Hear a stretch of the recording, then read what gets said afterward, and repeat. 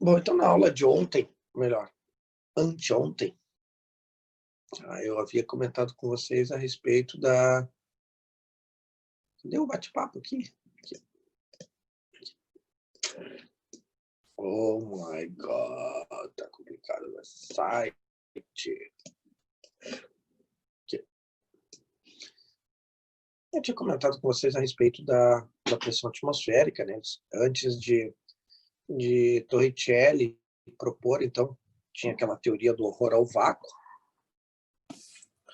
Na sequência desse trabalho, na sequência, né, veio o trabalho de Torricelli, que usando, né, o seu barômetro, ele conseguiu demonstrar que o ar que nos rodeia, ele exerce uma pressão sobre a superfície do líquido e é capaz de manter uma coluna, né, no caso que a gente comentou ali na entrada da matéria, de mercúrio de 76 centímetros de altura. Tá? Não havendo ar no ambiente, ou seja, evacuando o ambiente, essa coluna ela não tem altura alguma, que é o caso que eu comentei com vocês da Lua. Então, dependendo do valor da pressão, essa altura da coluna pode ser maior ou menor. Né? A gente pode ter valores maiores que 76, sim. Né? A gente pode, por exemplo, ir em Países Baixos, onde tem uma pressão atmosférica maior. Até questões climáticas também elevam a pressão, né, que eu tinha comentado com vocês. A questão ali da garrafinha, né, que eu tinha tampado a garrafa PET, e isso, dependendo da mudança climática, pode ter um aumento, uma redução da pressão. Né? Outro lugar também muito favorável vocês conseguirem fazer esses efeitos bacanas é em aviões. Né?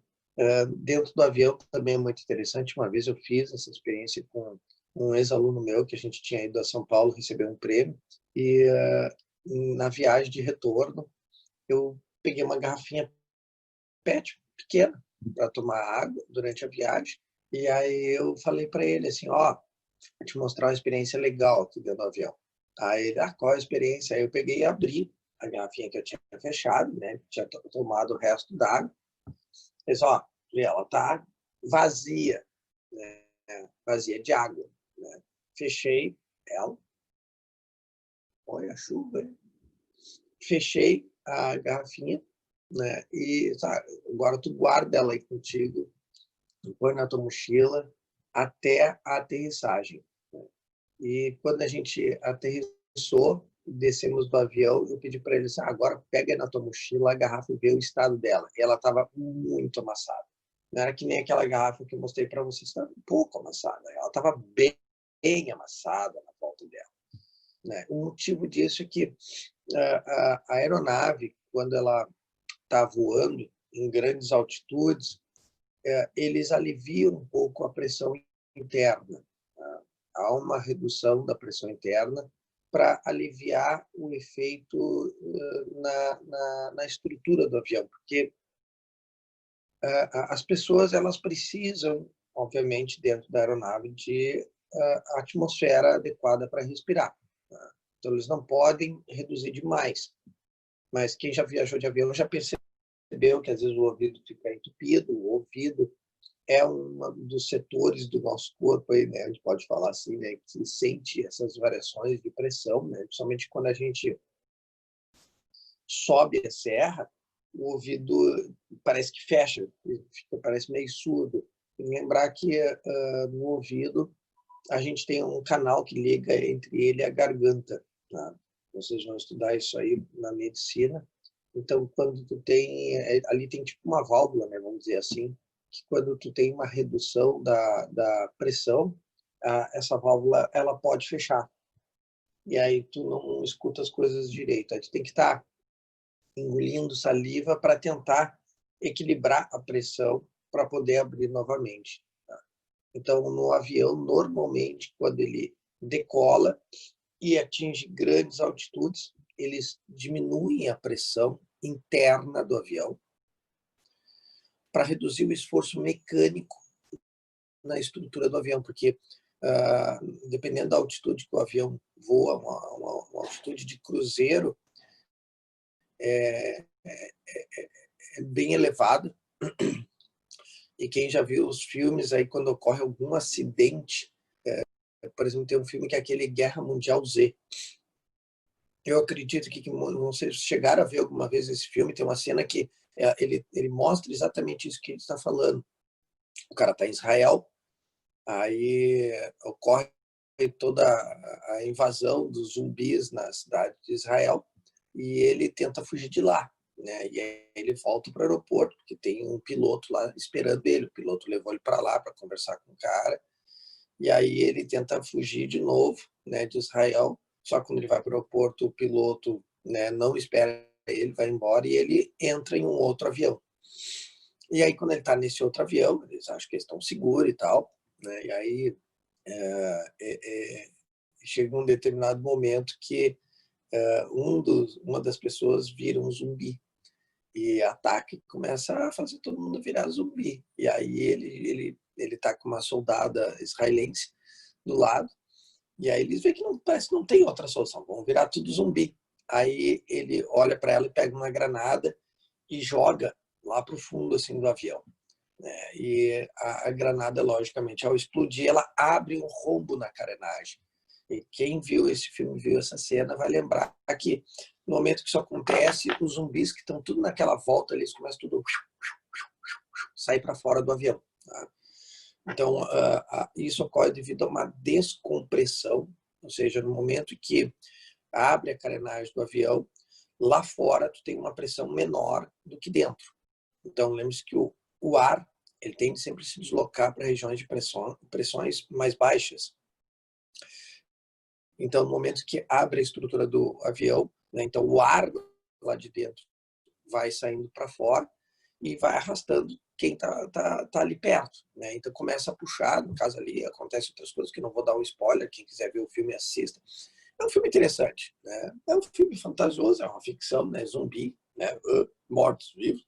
Tem gente que adora essas coisas, tipo aqueles Walking Dead. Eu nunca tive saco de ver aquele troço, aquela série, eu acho muito sem noção, mas esse Guerra Mundial Z eu até assisti, para não dizer que não assisti. Tem vários filmes nesse sentido, tem aquele também acho que é do Will Smith, A Lenda também, que é a mesma ideia, né, de que parece que um dia nós teremos um ataque de zumbis, né? Ficção muito bonita. Mas o fato é que aqui no Brasil, isso que apareceu no filme aconteceu aqui no Brasil. Houve um acidente, se não me engano, com uma aeronave da Gol. Tá?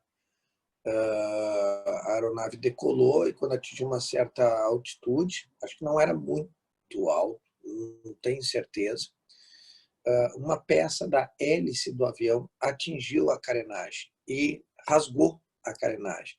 Logicamente, a pressão do ar interna, ela abriu a estrutura do avião e tinha uma pessoa ali do lado, né, numa cadeira, e ela foi sugada para fora.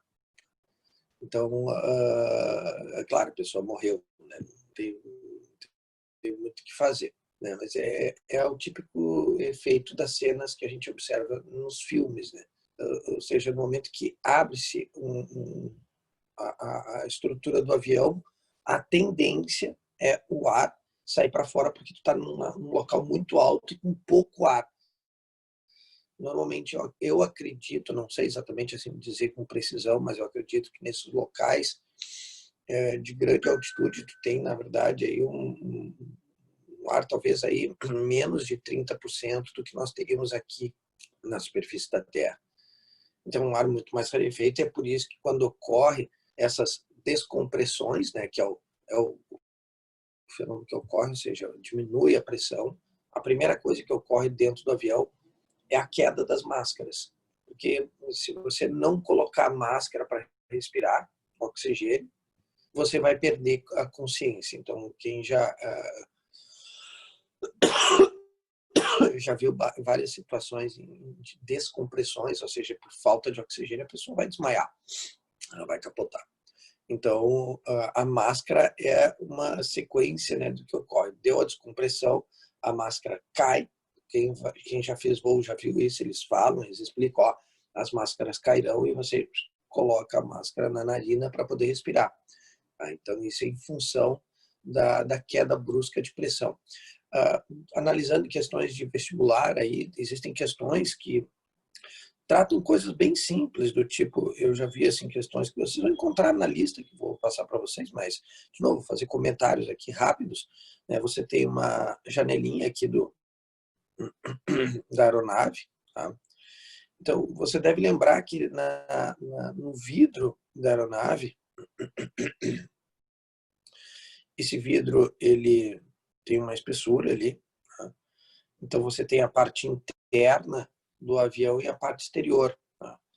Então, há, na verdade, uma diferença, tá, de pressão entre as duas faces do vidro. Então, tu tem tipo, mais ou menos, quase, uma pressão de uma TM aplicada nessa face aqui do vidro. Então, o ar interno da aeronave, ele empurra, né, a janela para fora, e lá no outro lado nós temos uma pressão bem menor atuando em sentido contrário. Tá? É lógico que no lado externo, então aqui o lado externo e aqui o lado interno.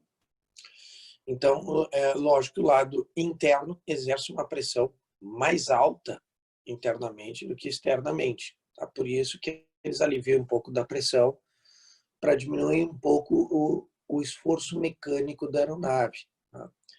Mas uma das coisas que eles fazem nesse tipo de questão, eles te dão a área da janela, te dão a pressão interna e a pressão externa. Tá? Então, eles te dão essas duas pressões. E eles perguntam quanto é a força que está sendo exercida na janela. Né? Para determinar essa força, de novo, não tem nada demais. Né? A gente usa a equação da pressão igual a força sobre área.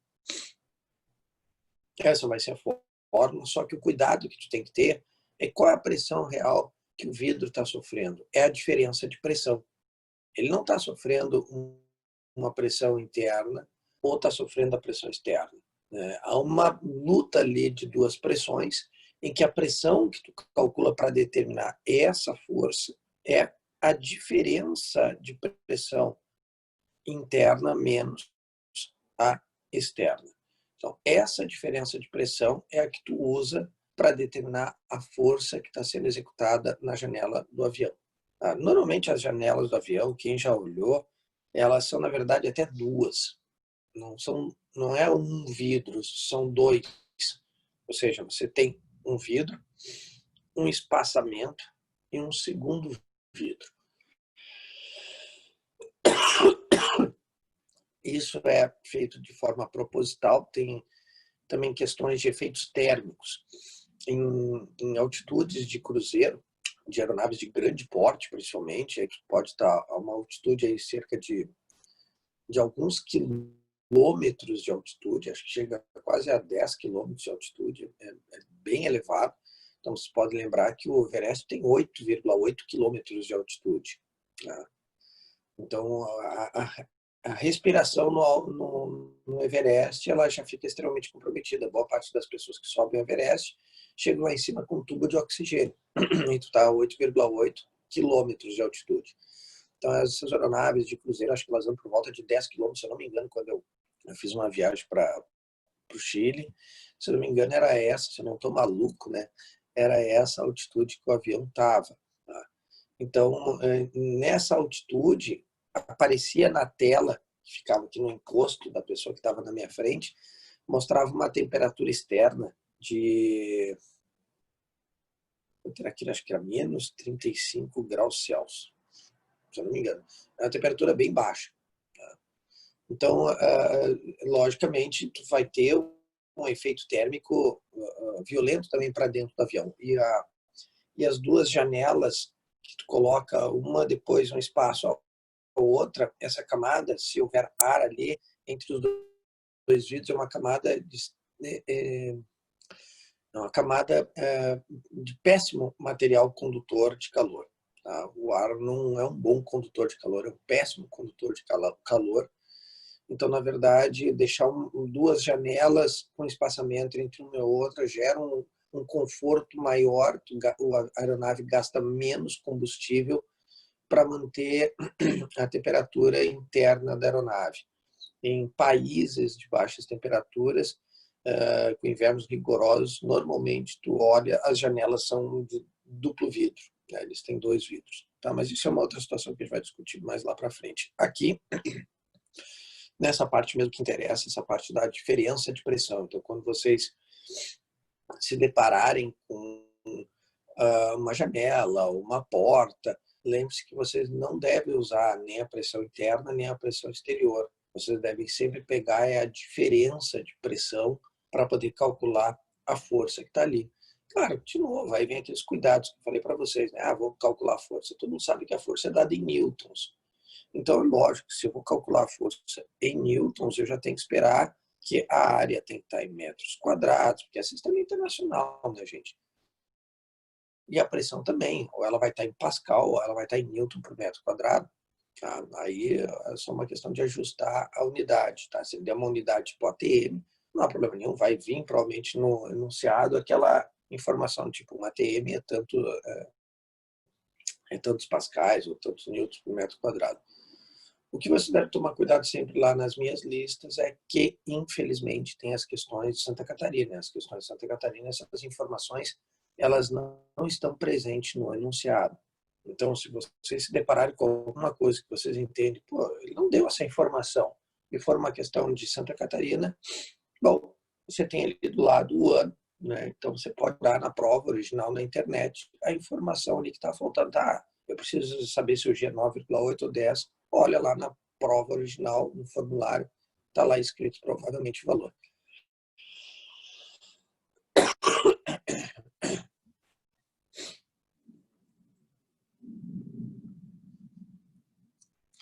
Bom, então esse é mais um dos efeitos, né? Então, mais uma das aplicações aí quando a gente está trabalhando com a pressão atmosférica. Claro, não é muito, né? A gente estava falando também da questão do chimarrão, né? Da tomar refrigerante com canudinho, né? São efeitos exatamente disso, a questão do azeite, né? Que a gente vai fazer um furo na lata do azeite, um furo pequeno, né? O azeite não vai sair, né? Porque se para o azeite sair, o ar tem que entrar, né? Se o ar não consegue entrar, o azeite não conseguirá sair. Então, se você fizer um furo com aqueles abridor de lata e virar a lata, não vai sair, a não ser que talvez tu aperte, né? Aí tem condições disso acontecer. Um outro também fenômeno muito bacana que a gente mostra em sala de aula, esse aqui é um dos que eu mais gosto de mostrar, é você pegar um copo com água, encher ele então até a boca. Você põe um copo cheio de água até a boca e pega tipo uma cartolina plástica, né? Você pega tipo bom, se você pegar, por exemplo, uma página de um livro que é emplastificada, tá? E você colocar na boca do copo, você pode fazer com que, segurando aqui a folha e o copo, você consegue virar ele de cabeça para baixo. Você consegue fazer isso aqui assim. O copo cheio d'água, é claro. Tá? E ele não cai. Ele não cai, perdão. A água não cai. Ele fica assim, desse jeito. Quem nunca fez isso pode tentar fazer em casa. É muito legal. Só que, de novo, se você vai fazer isso, tome cuidado. Se for um material poroso, ele vai absorver a água e vai deixar passar e você pode correr o risco de tomar um banho. Tem que ser algum material que seja bem plástico, porque o plástico ele não deixa passar água. Tem que ser algo mais ou menos assim. Horrível enxergar longe com esse óculos, não dá. Ó, tinha que ser tipo isso aqui assim, ó. O material assim, então, olha, ele é brilhoso, ou seja, ele é feito de plástico. Ele não pode ser pesado, é claro, que nem esse aqui é um bloco, não vai colocar um bloco ali embaixo, porque isso aqui também tem um peso muito grande. Ele também pode colaborar em cair. Então tem que ser alguma coisa tipo fino, tá? Tem que ser tipo uma capinha fina e que não seja porosa. Aí você pega, põe assim e vira. Mas a água tem que estar na boca aqui do recipiente. Se a água estiver na boca do recipiente, você virar com cautela, lembre-se, vire isso com cautela e vai levemente tirando a mão. Você vai ver que ele não cai, não cai. E o motivo dele não cair é a pressão atmosférica, de novo, agindo aqui nessa região inferior. Porque para a folha descer, né, teria acontecido um problema, né, que no momento que ela tende a descer, lá dentro vai criar vácuo. Tá? Porque não tem como o ar entrar. Tá tudo fechado. Então, se tu consegue colocar ele bem em equilíbrio direitinho, para ele poder descer, o ar teria que entrar. Se ele não permite a entrada do ar, então o ar externo fica empurrando o papel contra a boca e não sai. Esse é um outro experimento muito legal que envolve também a pressão atmosférica. Eu tinha comentado também a questão dos bebedouros ali, né? Lembre-se que o bebedouro ele também tem essa função, enquanto a boca aqui do bebedouro ela estiver dentro da água, né? Aquela coluna lá não desce, ela fica equilibrada, você tem ar lá em cima, tem que tomar cuidado, lá em cima não é vácuo. E quando você vai bebendo água e o nível vai baixando e o nível ficar abaixo da boca, quando o nível da água ficar abaixo da boca, o que passa a acontecer? Como ele tem uma boca muito grande, tá? Ele acaba permitindo a entrada do ar e a saída da água.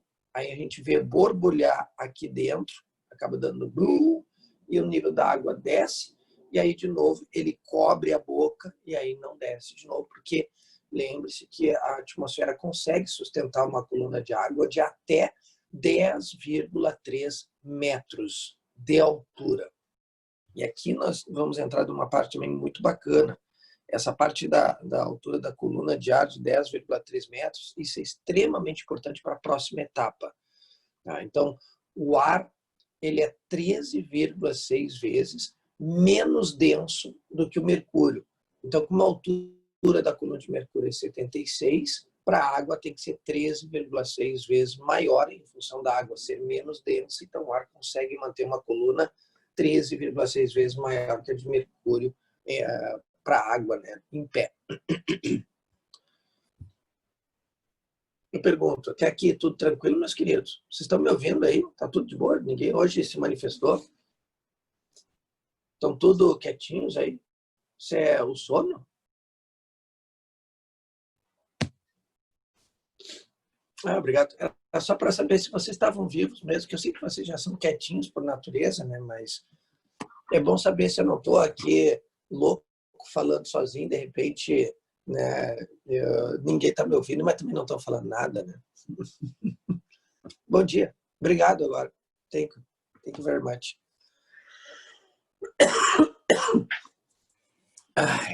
Bom, vamos dar uma sequência aqui. Vamos continuar falando um pouquinho sobre a pressão, né? Vamos falar agora sobre os medidores de pressão.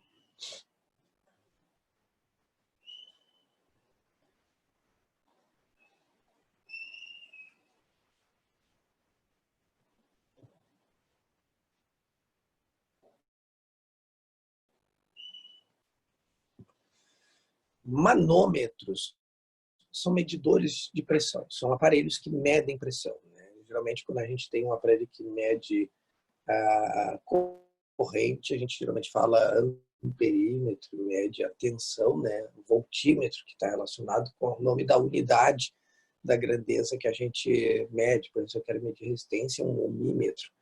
Mas o de pressão a gente chama de manômetro, né? Vocês, por exemplo, vão usar o sfigmometro, acho que é esse que é o nome, me corrija, é esse o nome que eu falei certinho, por favor, me dê um retorno aí, que é aquele que a gente põe aqui no braço, né, para medir a pressão do paciente, né?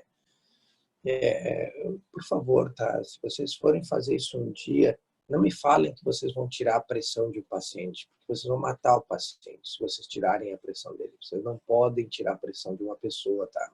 Por favor. Toda vez que eu vou fazer um exame médico anual, porque a empresa me pede sempre, né, para fazer esse exame, é um exame de rotina da empresa, e todo ano que eu vou lá fazer a medida da pressão, o médico ou a médica sempre me diz assim, deixa eu tirar a tua pressão.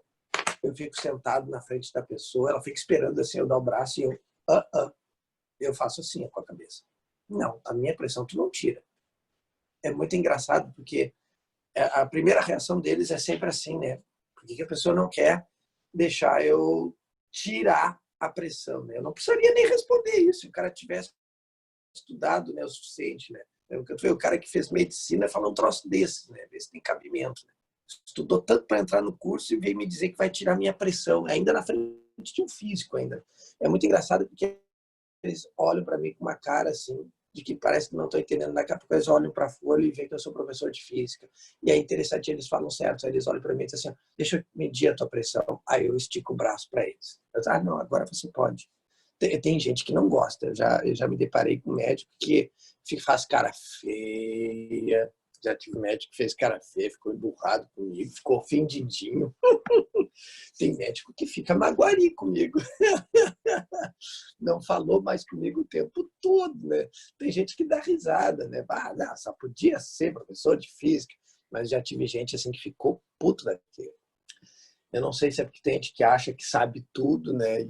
E aí fica mordido quando toma, né, nos dedos, né? Mas, ó, se liga, se um dia vocês me encontrarem para fazer um exame desse aí na medicina do trabalho, não me digam que vocês vão tirar minha pressão, tá? Eu mando caçar o diploma de vocês de médico, hein? Eu vou lá fazer uma reclamação no CREMERS aí. A gente só mede a pressão da pessoa, né? A pressão arterial. Bom, os manômetros, então, que são aparelhos que medem a pressão, nós temos vários tipos de manômetros, tá, meus queridos? O primeiro tipo, vamos falar assim, é o manômetro em U. Esse é o primeiro tipo de manômetro que a gente estuda, que é o manômetro em formato de U. É um tubo, basicamente assim. Sai de cabelo.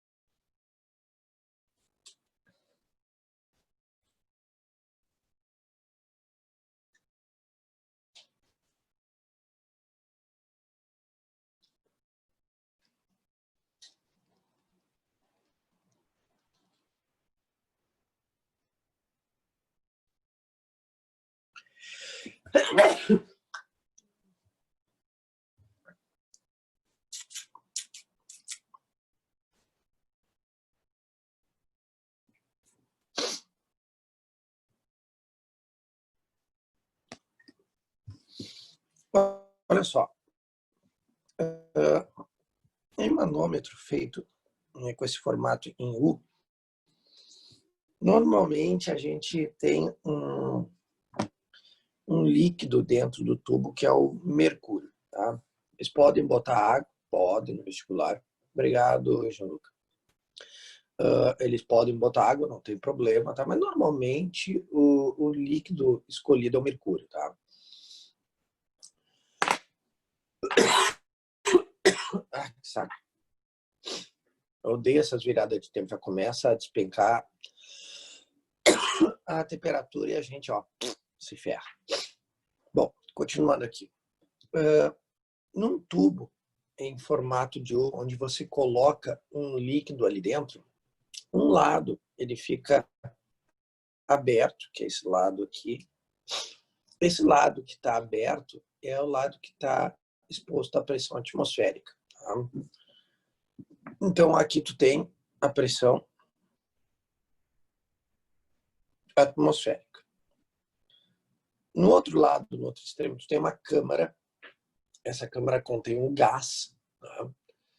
E esse gás, ele exerce pressão sobre o líquido, logicamente. Tá? e a gente percebe que o líquido ele está assim, tá? Ele está desse jeito. Normalmente, se tu tiver um tubo aberto dos dois lados, se tiver um tubo assim, e os dois lados estiverem a mesma pressão, tá?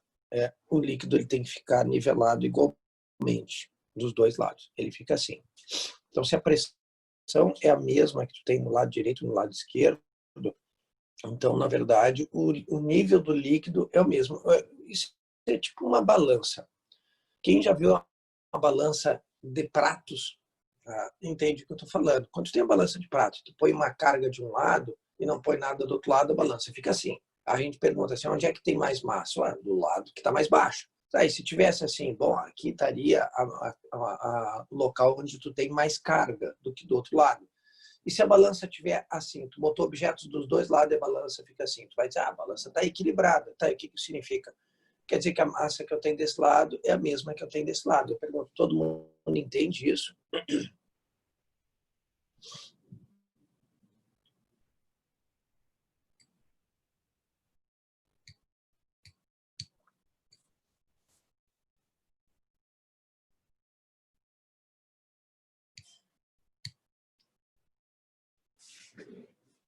Tá, obrigado, Iago. Então, quando a gente olha um tubo com líquido, ele é uma espécie de balança de pressão. Se a gente vê que o nível do líquido é igual dos dois lados, quer dizer que a pressão de ambos os lados é a mesma. Tá? E se houver esse desequilíbrio entre os líquidos, a pressão não é a mesma nos dois lados. E a mesma coisa ocorre que nem na balança. Se você tiver a coluna dos dois lados assim, nesse lado de cá, tu tem uma pressão maior do que aqui. Tá? Se tivesse assim, aqui teria uma pressão maior do que aqui. Tá? Então, isso é equivalente ao princípio da balança que mede massa. E aqui nós temos um sistema que esse desnível, tá? Isso é importante a gente lembrar, isso é um desnível que ocorre, tá? E nos permite determinar a pressão interna do gás devido a esse desnível. Tá? E para determinar isso, a gente faz isso aqui. Ó. Deixa eu só apagar aquele tubo ali, para ter mais espaço aqui. Vou pegar aqui uma cor. O desnível é isso aqui que eu falo. Ó. Isso aqui é o desnível. Então, esse X aqui é o desnível do líquido. Tá? E a gente sabe, olhando para a figura, portanto, que a pressão dentro da câmara onde tem gás, ela é maior que a pressão atmosférica. Esse é o primeiro ponto fundamental. Lá dentro da câmara, o gás está a uma pressão maior, superior à pressão atmosférica. E digamos que eu precisasse saber quanto vale essa pressão. Tá? Se eu quisesse determinar a pressão interna na câmara, o que a gente vai fazer é sempre a mesma coisa. Isso não vai mudar. É a pressão atmosférica, lembre-se disso, mais ou menos o desnível.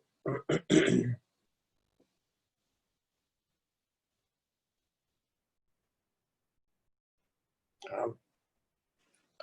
É assim que vai funcionar o cálculo. Tá?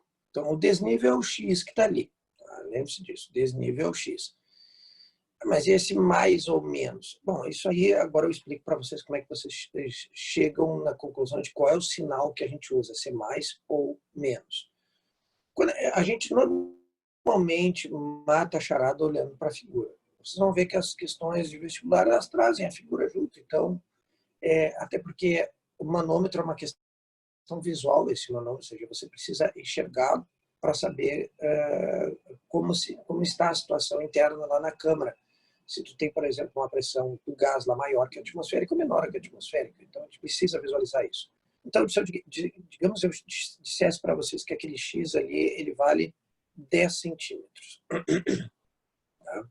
Então, aquela diferença ali entre os dois lados é de 10 centímetros. Ele pode dar direto esse desnível, ou ele pode dar a altura do lado esquerdo e a altura do lado direito. Bom, faz a diferença, tu tem o X.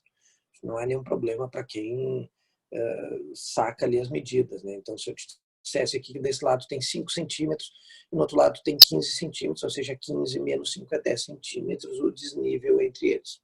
Tá? Nada estrambólico. Mas o cálculo funciona assim, ó. Tu vai ter a pressão interna igual.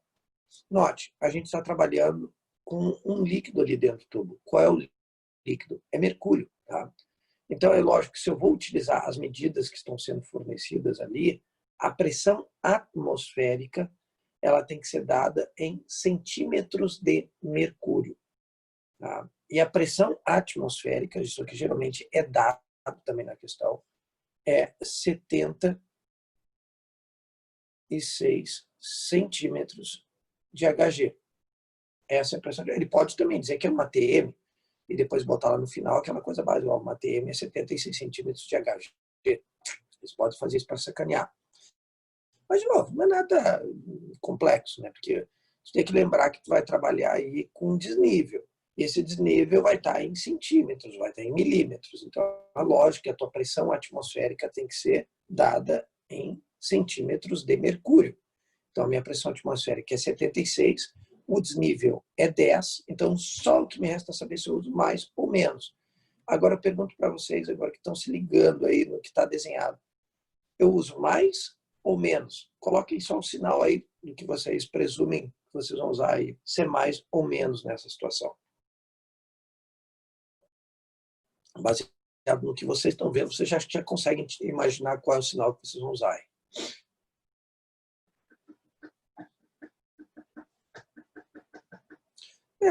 Não tem nada muito especial, né, Nicole e João? Né? Se tu já viu ali que o gás está para o lado onde a pressão é mais alta, tá? Então é lógico que se a pressão a gente está vendo ali, ó, o líquido está desse jeito, então a pressão ali onde está o gás é mais alta que a atmosfera. Então, se ela é mais alta, usa-se o sinal de mais. Se tivesse o contrário, né, se ali tivesse mais alta do que a pressão atmosférica, tu usaria menos. Tá? Então, aí tu teria 86 centímetros de Hg. Pode ter certeza que eu vou cantar a bola para vocês. Se for uma questão de federal, vocês não vão achar essa resposta. Ah, mas a gente nunca acha a resposta, é sempre assim. É que fica muito fácil, né, gente? Para pensar, isso é uma continha babaca pra caramba, né? O cara achar dizer que esse problema é difícil é o fim da várzea, né? Eu estou mostrando aqui, você vê questões assim para resolver. Tem questão da PUC, assim como tá. Mas tem outras que a própria PUC complica. Às vezes eles põem água, às vezes eles põem a resposta não em centímetros de mercúrio, eles colocam em ATM. Ah, mas e aí como é que eu vou fazer? Regra de 3, cara. Não tem nada demais. Vai pegar um ATM, é 76 centímetros, tu me dizer que tu vai sofrer para fazer isso aqui, centímetros de Hg, aí tu tem 86 centímetros de Hg, é X, tá? Não tem nada de especial. Você vai fazer 86 vezes 1 dividido por 76, vai dar 1, alguma coisa ATMs.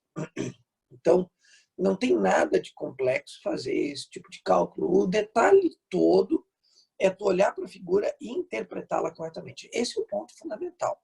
Tá?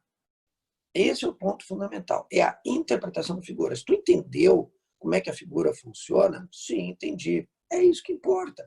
Se tu tivesse um manômetro numa câmara, que o teu tubo tivesse assim, desse jeito aqui, ó,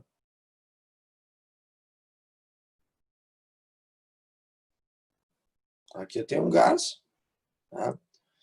E o meu líquido no manômetro tivesse assim, ó.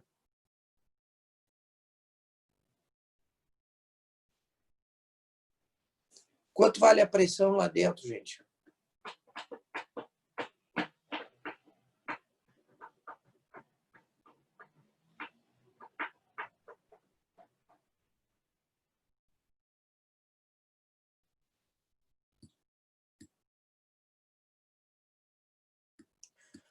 O que, Gianluca?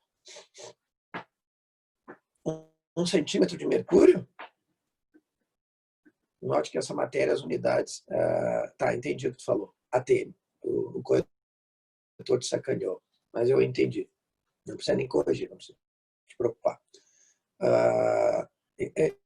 O detalhe sempre é cuidem, tá? As unidades, tá? Essa é uma matéria desgraçada, tá? Vocês evitem de botar números apenas nas respostas, porque vocês vão acabar sendo surpreendidos em função das unidades, tá? Então, vocês vão ver que eu vou ser muito chato nesse sentido aqui nessa matéria.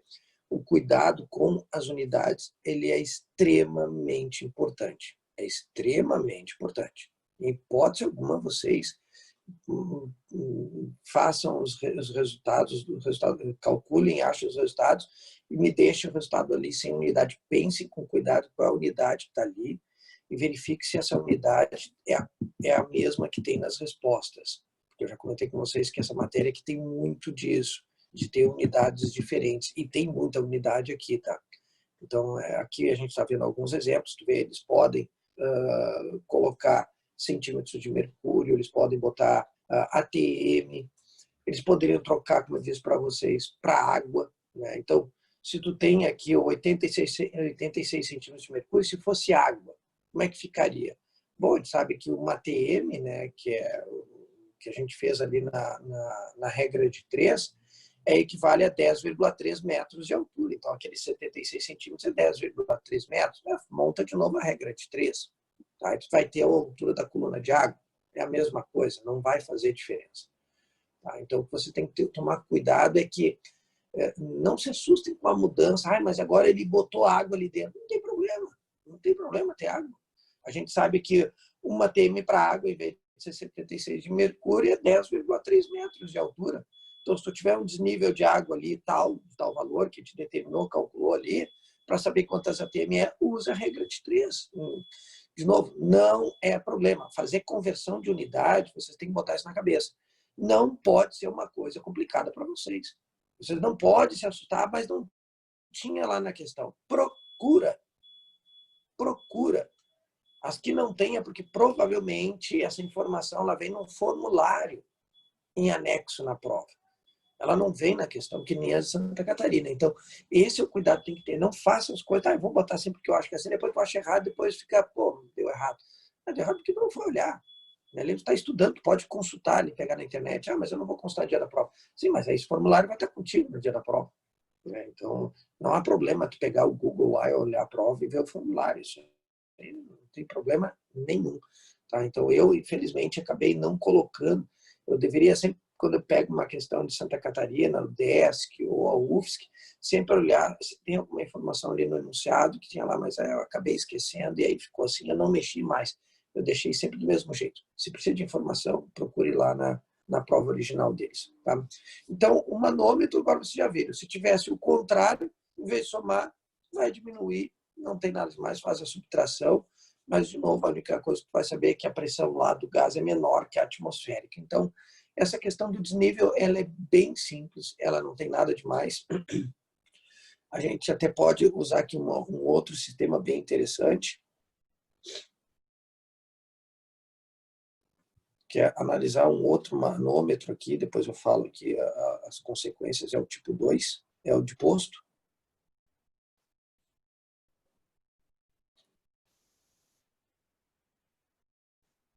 Como assim o de posto? Se alguém aqui que está assistindo a aula tem carro, né, tem o seu próprio carro, é o tipo de pessoa que já tem um certo cuidado, tem um certo apreço pelo seu carrinho. Né? Eu, por exemplo, adoro meu carro. Meu carro às vezes me irrita, me tira do sério. Por exemplo, que nem aconteceu agora, semanas atrás. Eu comprei uns faróis de LED, botei, ficou bonito os faróis de LED. Ontem eu fui ligar, fui chegar no carro, fui desligar o alarme. E quando eu desligo o alarme, meu farol fica aceso. Meu farol deu uma piscada e apagou. Ué? Aí eu liguei o alarme, desliguei de novo, ele deu uma piscada e apagou. E ele tinha que ficar aceso, acho que 2 minutos, parece. Não me lembro agora. Eu falei, o que aconteceu? Aí eu fui sair de casa, era de noite, fui ligar o farol deu uma piscada e apagou. Então eu não tinha farol. O carro ficou sem farol. Pô, o farol é novo. As lâmpadas são novas de LED, ele acende, dá uma piscada e apaga. Eu acho que, infelizmente, o meu carro não aceita esse tipo de lâmpada de LED. Acho que ele bloqueou as lâmpadas de LED. Ou as lâmpadas de LED pifaram, não sei. Mas é o tipo da coisa que o cara se irrita. O cara está tentando cuidar o carro, deixar direitinho e sempre dá alguma encrenca. Isso é normal. Quem vai ter carro vai entender isso bem direitinho no futuro. Tem gente que começa a aparecer problema, acha que tem que vender o carro. Eu sou daquele que, como eu não compro carro zero, eu detesto comprar carro zero, não pretendo nem um dia na minha vida comprar um carro zero, mesmo que eu fosse rico, eu não compraria. Eu acho um absurdo pagar o preço dos lixo de carro que eles vendem nesse país. É uma porcaria pior que a outra, né, pelo preço que a gente paga de carro de luxo lá fora.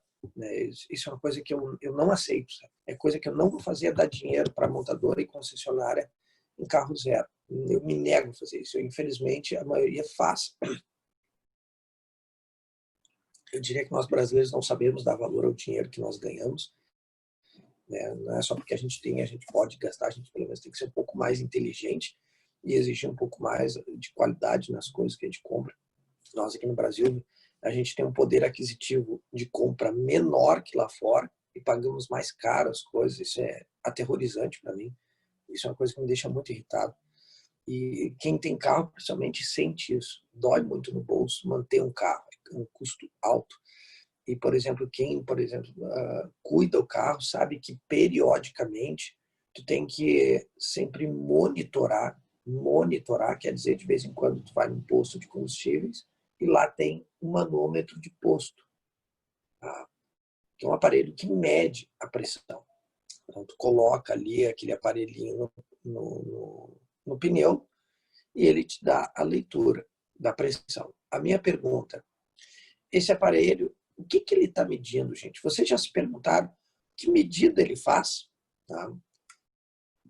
O que o manômetro de posto mede, afinal de contas? Né? Eu já vi, por exemplo, o frentista me dizendo assim, ó, isso é muito engraçado, quantas libras você quer no seu pneu?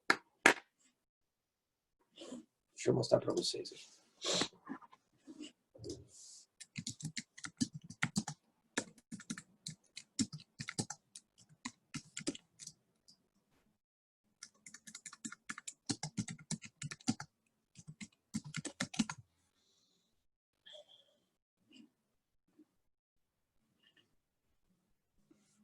Deixa eu mostrar aqui para vocês verem.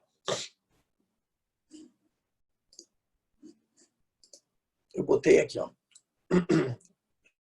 Vocês estão enxergando a minha tela aí? Se vocês estiverem enxergando aí, ó, aqui, obrigado. A Libra, ele fala aqui que é a abreviatura LB, né, que é usado, por exemplo, nos Estados Unidos, é uma unidade de massa. Tá?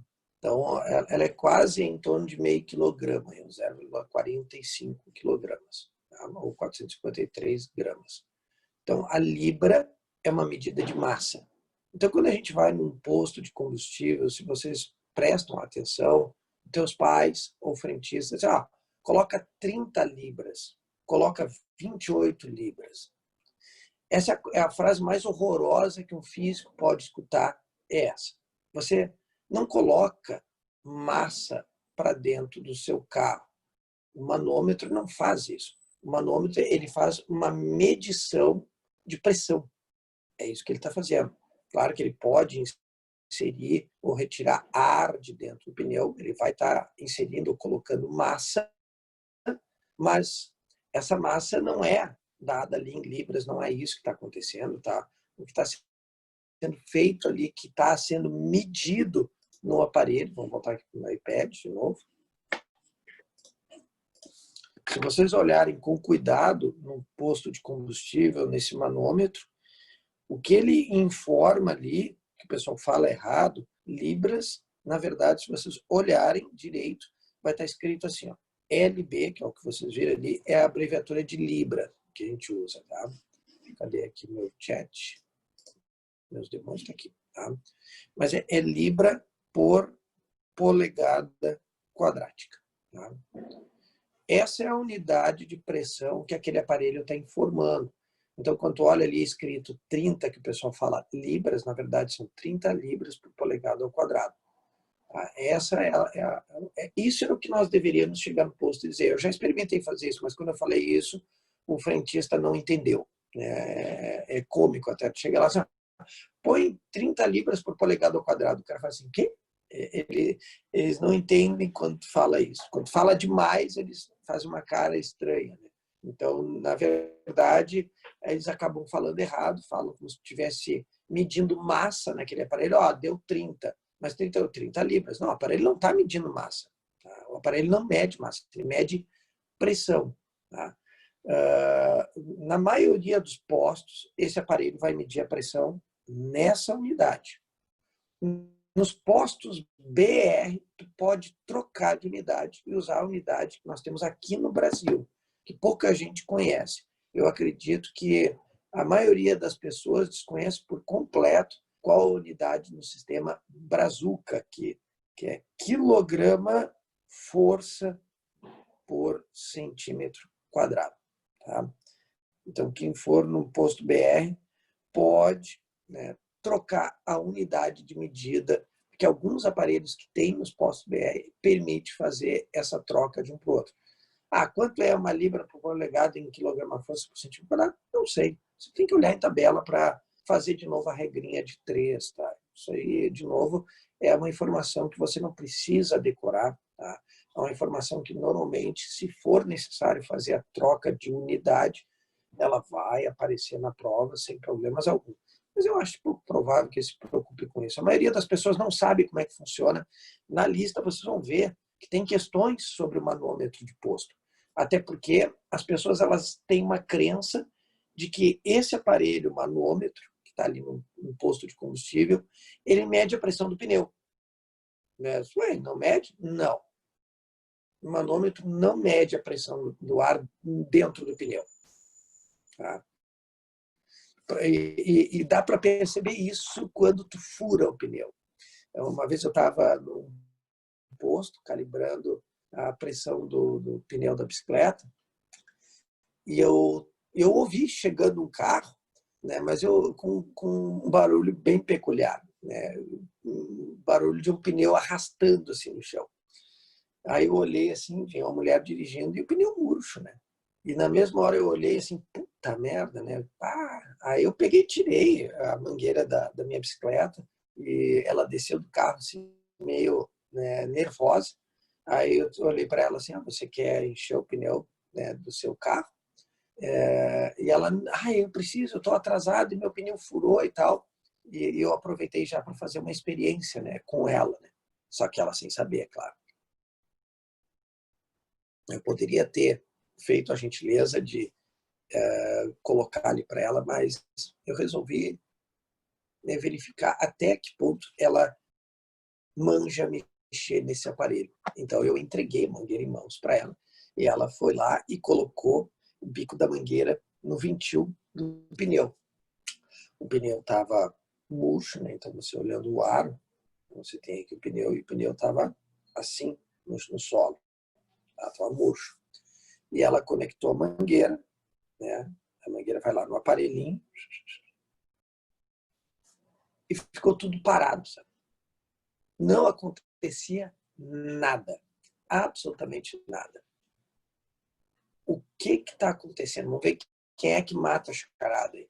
Ela plugou direitinho a mangueira. Todo mundo sabe que normalmente o cara vai ali, pluga a mangueira e ele já começa a trabalhar, ele já começa ajusta, porque ali no display dele, aqui no display, geralmente quando tu vai levar a mangueira lá para o carro, tu já configura ali, tem uns botões de mais e menos, então tu ajusta o valor que tu quer de pressão, né? Se o teu pneu tiver com a pressão que ele mede, ele não faz nada. Se tiver menos, ele joga ar para dentro do pneu. Se tiver mais, ele retira o ar dentro do pneu. Ele faz isso, o aparelho, tudo de forma automática.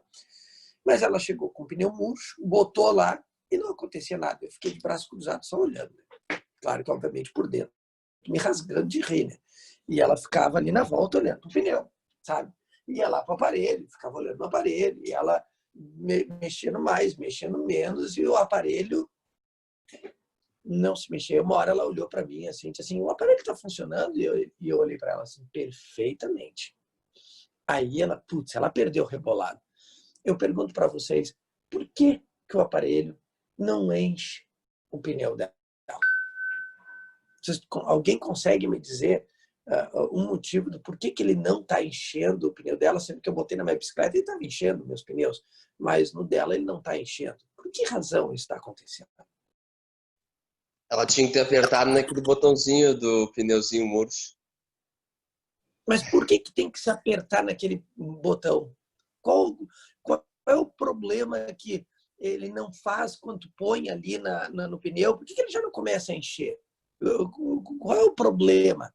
O problema é que o aparelho ele foi destinado para medir uma diferença de pressão. Esse aparelho, o que ele mede é o que nós chamamos de pressão relativa. É isso que esse aparelho mede. É uma pressão relativa. Ou seja, ele mede a diferença entre a pressão interna do gás, lá dentro do pneu, menos a pressão externa. É isso que ele mede. Tá?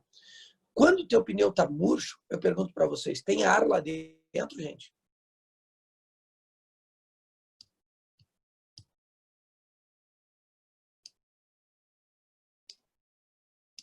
E aí, o que vocês me dizem? Quando o pneu está murcho, tem ou não tem ar lá dentro? Não, tem bastante. Tem bastante. E olha que bizarro. Qual é a pressão interna do pneu, gente? Quando ele está murcho, é claro.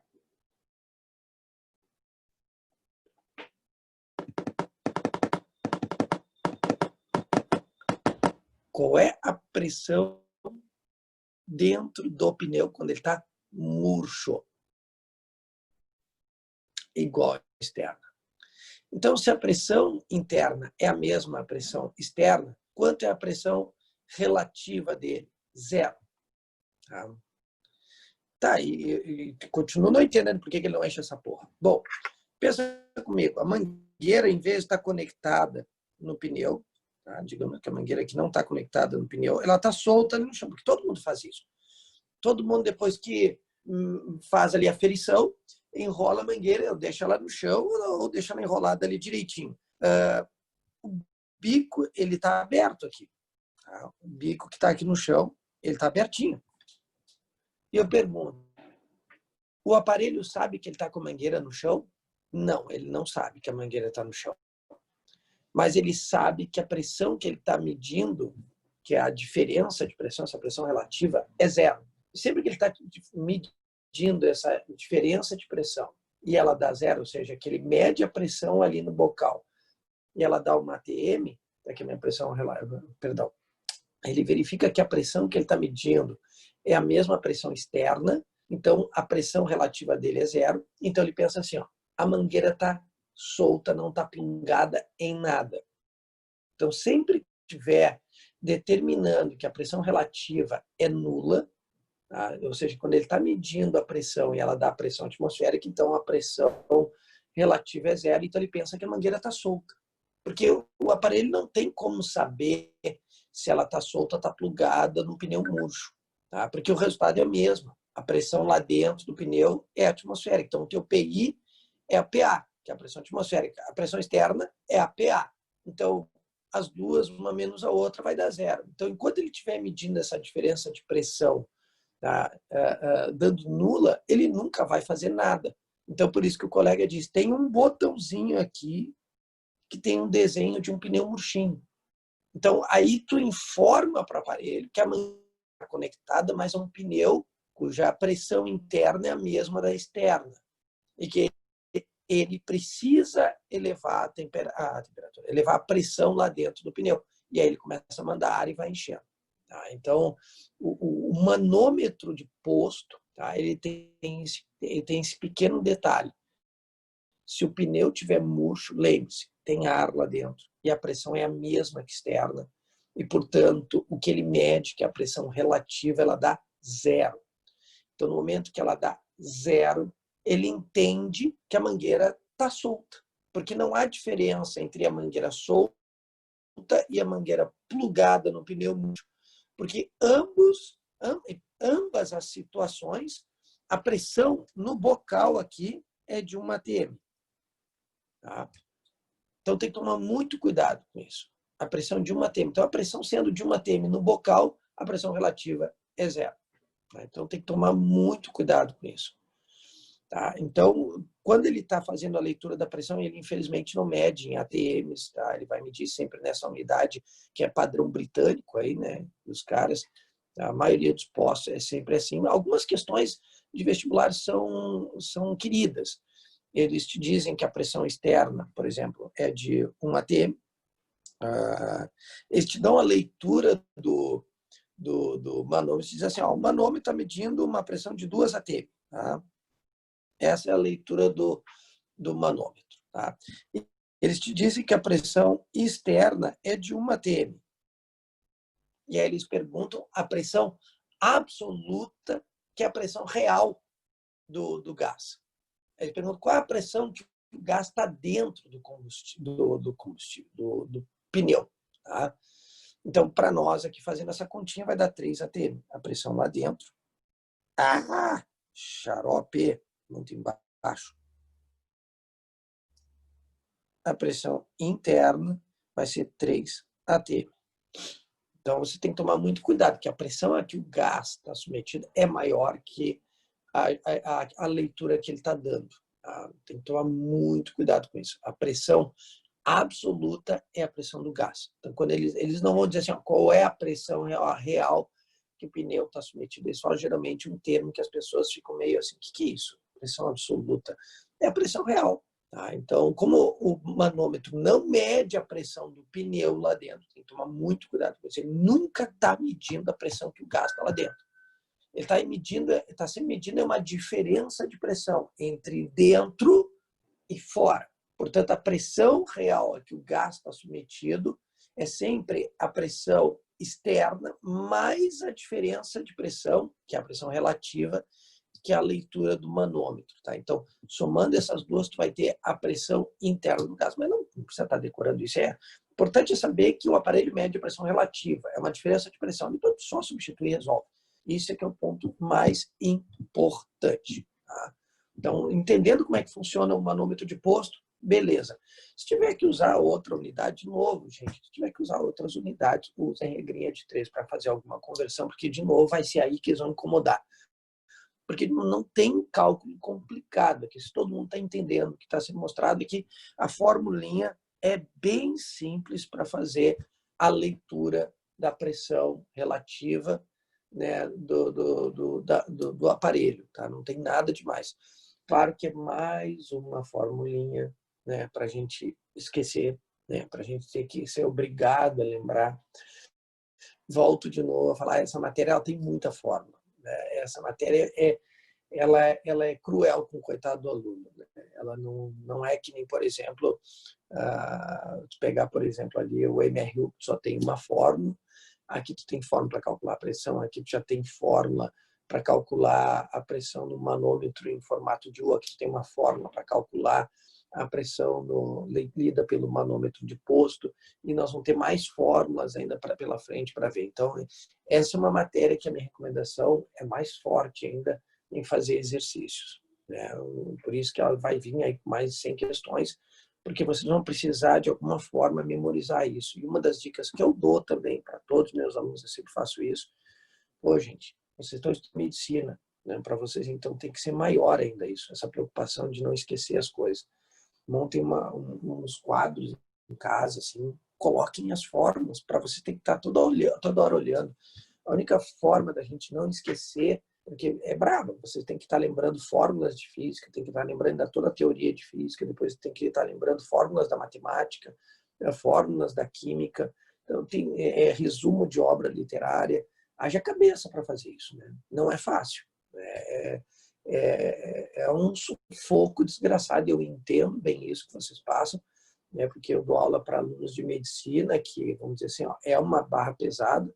Então, procurem colocar cartazes espalhados dentro da casa de vocês, que vocês estão toda hora ali naquele local. Eu estou na sala, a TV está lá, mas eu tenho uma parede ali livre, eu vou botar uma cartolina ali colocando fórmulas, põe fórmulas bem grandes, porque tu está toda hora olhando para elas. Tu vai no banheiro, tu tem ali o box na frente aqui da privada, então já cola o cartaz ali, tu já está ali sentado, fazendo esforço, faz dobrado, já fica ali olhando resumo, fica olhando fórmula, sabe? Fica olhando, põe gráficos com as propriedades, põe essas coisas que são decoreba. Porque é brabo, sabe? Eu não vou crer que vocês vão decorar tudo, é difícil. Decorar tudo é difícil. Então, a gente tem que estar se mantendo a nossa cabeça ativa, olhando, observando essas coisas. Porque aquilo que tu não vê mais, lembre-se, o teu cérebro vai descartar. Ele vai deixar de lado. Nosso cérebro funciona assim, ele dá prioridade àquilo que está toda hora olhando, fazendo, trabalhando, pensando. De fazer conteúdos, exercício desse conteúdo e tu não usar mais as fórmulas, o teu cérebro vai começar a descartá-las automaticamente. Então, procurem usar esses recursos para que vocês mantenham as equações, principalmente as fórmulas, já que aqui tem muita fórmula, elas bem ativas na cabecinha, dentro da cabecinha de vocês. Aí vocês não têm aquele problema de que fórmula eu uso isso na hidrostática, no catatal de fórmula. Aqui o cara quase encher uma página de fórmula, esse conteúdo, é muita coisa. Bueno, então, já temos aí um manômetro em U, tá? Temos um manômetro de posto, podemos falar um pouco mais de pressão atmosférica, tá? Ainda temos mais algumas coisinhas que pode, por exemplo, aparecer no Enem, que gosta dessas coisas, por exemplo, a distribuição de água numa cidade, né? É muito interessante quando a gente começa a discutir isso com os estudantes, sabe? Muita gente acha que a água parece que ela vem espontaneamente para a nossa casa, né? E a coisa não funciona assim. Quando a gente pretende distribuir água para a população de um bairro ou de uma cidade inteira, algumas coisas dentro da física a gente precisa levar em conta, tá? Porque não é tão simples assim. Se você, que alguns aqui que estão falando comigo, inclusive eu, né, também moro em prédio,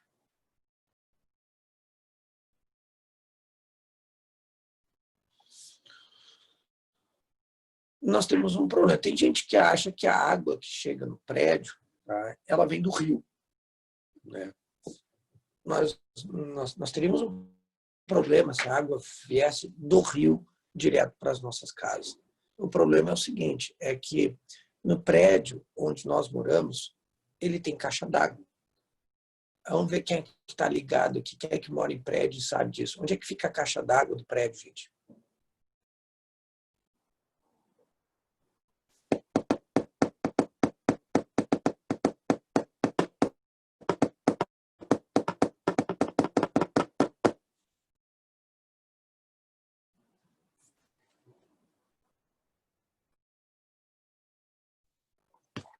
Ninguém sabe aqui onde é que fica a caixa d'água do prédio. Normalmente na parte mais alta, né? Exatamente, Luca. É que nem nas casas, às vezes tu olha assim, tem uma caixa d'água elevada ali. Então, normalmente ela fica num ponto mais alto. Então, o reservatório, né, ele fica, a gente sabe, mas tem a cobertura em alguns prédios, fica acima, por exemplo, no meu aqui eu já olhei, né, eles têm ali uma parte ali que é fechada, ali fica a caixa d'água. Tá? E aí nós temos um problema, a água que está de um rio,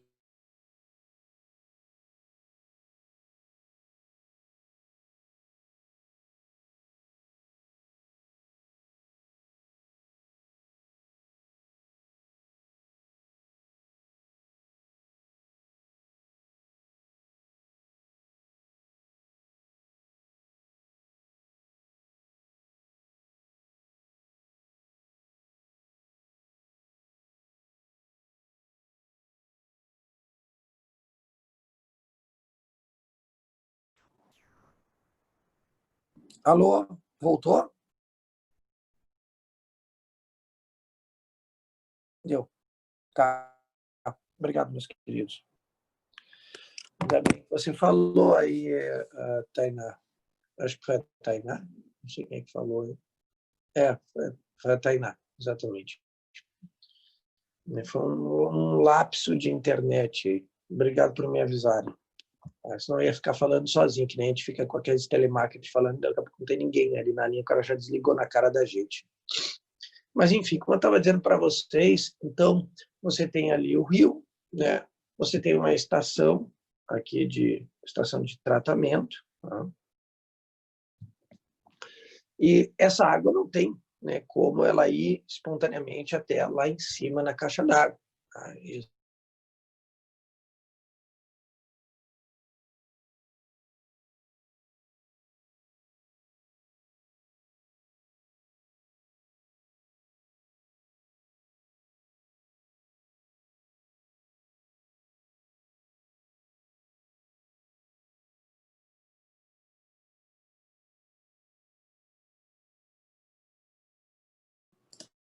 Deixa eu ver se eu acho que mostro para vocês.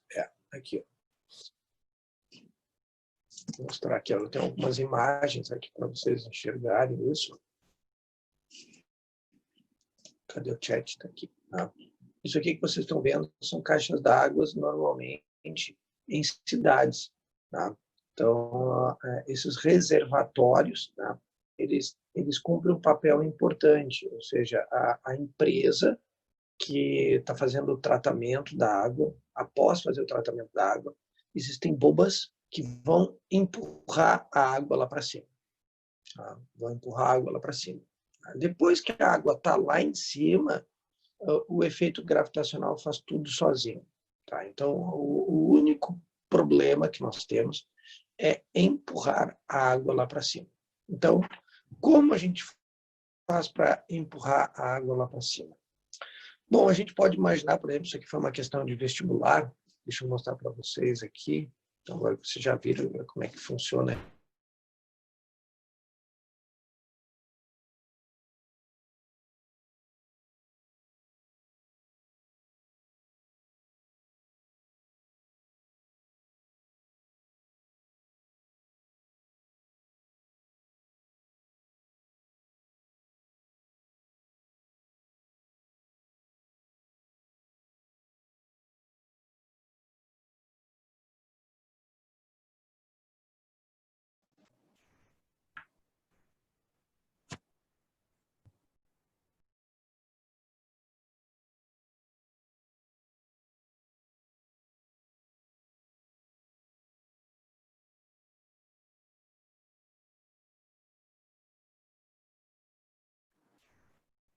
Voltou?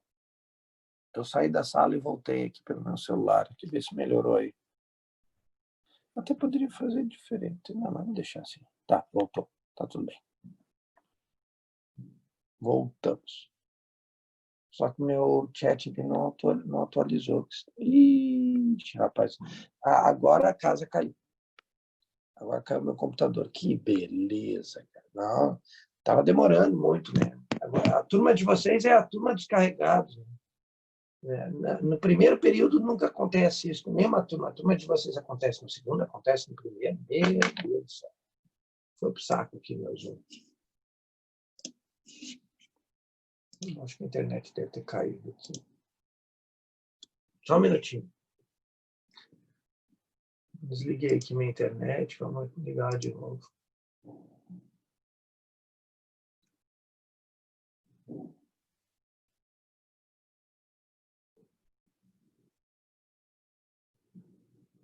Ó, voltou.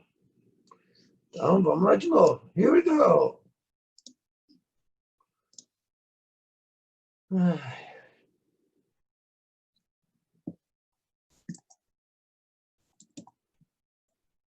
Ué, cadê o Zoom? Zoom. Esqueci. Vamos lá, vamos tirar o vídeo. Vamos ativar o vídeo. Voltemos. Aí. Estamos de novo aí.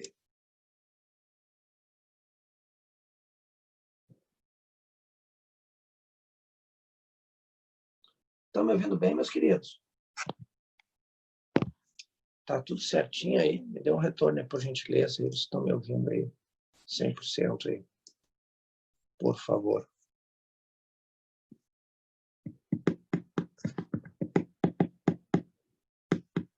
Tá. Obrigado, Tainá. Então, como eu estava falando para vocês, tem uma questão que caiu, acho que na Federal de Santa Maria, que era assim. Você tem um poço. Tá? E a água está aqui. Tá? E o nível da água, esse nível da água com relação à superfície, é de 15 metros de profundidade. Tá? A profundidade do poço até a água, não é a profundidade da água. Tá? Então, do nível aqui da água até a superfície, tu tem 15 metros. Tá? Depois, tu tem ainda mais uma parte da água. Então, se você tem um poço e você quer, por exemplo, usar a água desse poço, então tem pessoas que fazem isso. Acho que, por exemplo, a Tainá, que não é aqui de Porto Alegre, né, Tainá? Eu não me lembro agora de que cidade tu é, Tainá, que não me recordo agora. Me lembro que tu não é de Porto, né?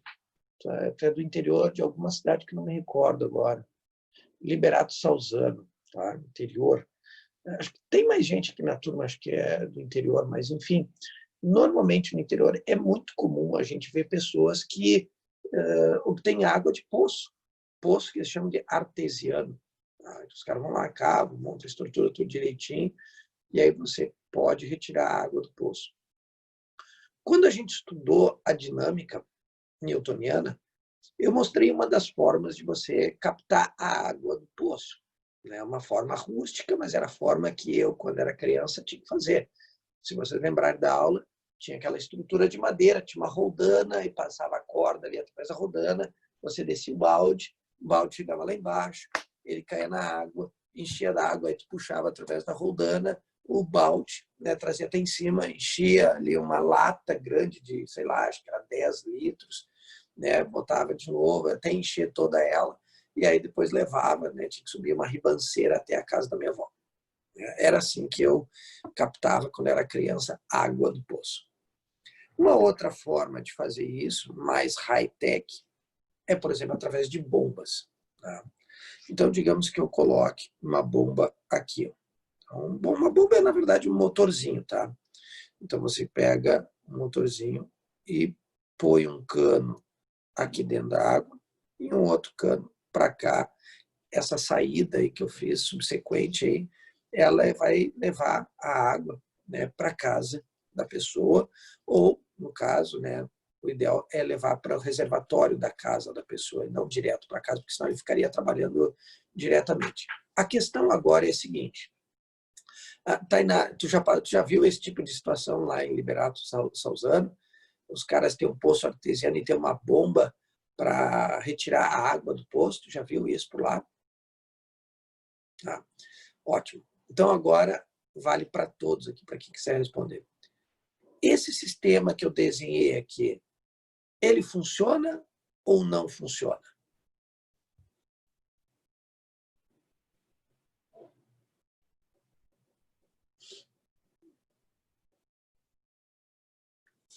Essa é a primeira coisa que nós temos que olhar para esse sistema e tentar responder. Esse sistema, quando a bomba for ligada, vai funcionar? Vai sair a água do lado de cá? Ou não sairá a água do lado de cá? Está acabando minha água, droga. Vou deixar essa pergunta aí de saideira. Aí eu vou fazer meu lanche. Está na hora de eu fazer meu rango. E aí, povo, o que vocês acham? Vai ou não vai sair água ali do lado daquela bomba ali? Então demora demais para responder isso aí. Não pode demorar tanto assim.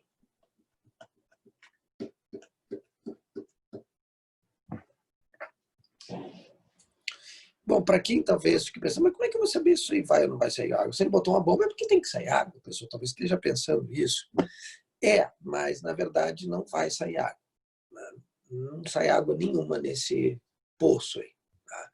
A mangueira está lá dentro da água, a bomba está ligada, mas não está saindo água nenhuma. Mas por quê? Bom, porque a bomba ela funciona em cima da sucção. Tá? Ou seja, ela faz que nem a nossa boca.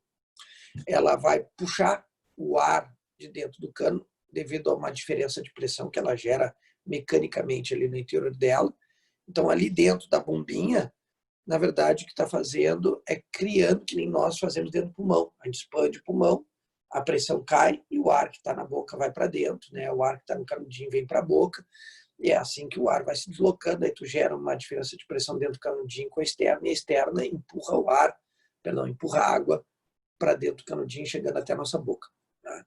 É isso basicamente que aquela bombinha faz. Ela faz mais ou menos o mesmo efeito. Então ela fica gerando uma diferença de pressão e o ar que está dentro do cano, ele vai em direção à saída. Tá? Ok, mas se isso está acontecendo, o nível da água vai subindo, né, professor? Vai, ele vai subindo. Vamos ver agora quem é que mata a charada. A água sobe até que altura a água vai subir? Vamos ver quem é que está bom aí de memória. Até que altura de coluna de água eu consigo ter, no máximo, ali naquela situação? Eu já dei a resposta que não vai sair água. Agora, cabe vocês me dizer, até que altura eu tenho de coluna d'água ali, máxima, que não vai chegar a... Isso, exatamente, Tainá. Porque quem empurra a água pelo cano é o ar externo. É o ar que está aqui. Ó. É a pressão atmosférica que empurra a água. Só que a pressão atmosférica consegue empurrar a água e manter até uma altura de 10,3 metros. É o máximo que ela consegue erguer água. Tem uma altura de 10,3 ou 10 metros e 30 centímetros aproximadamente.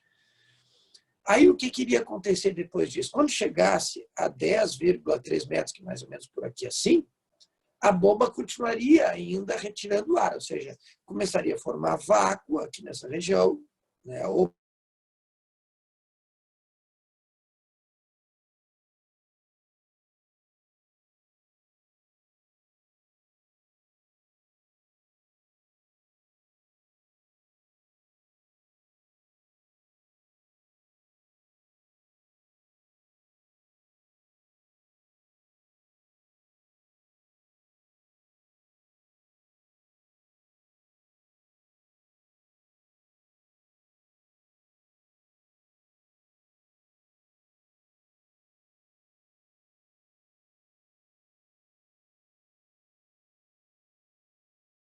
Professor, tá sem som.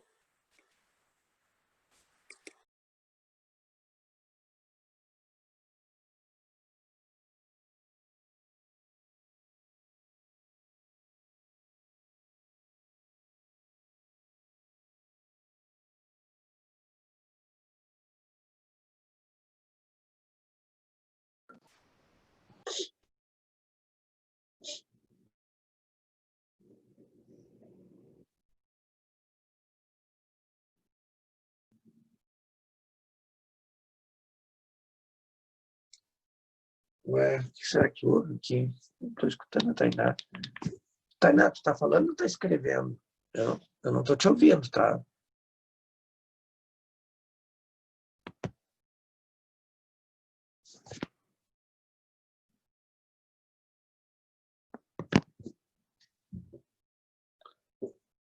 Ih, estava sem som de novo? Oh, dear Lord, mas que inferno hoje está isso, hein? Isso é por causa das chuvas. Voltou o som?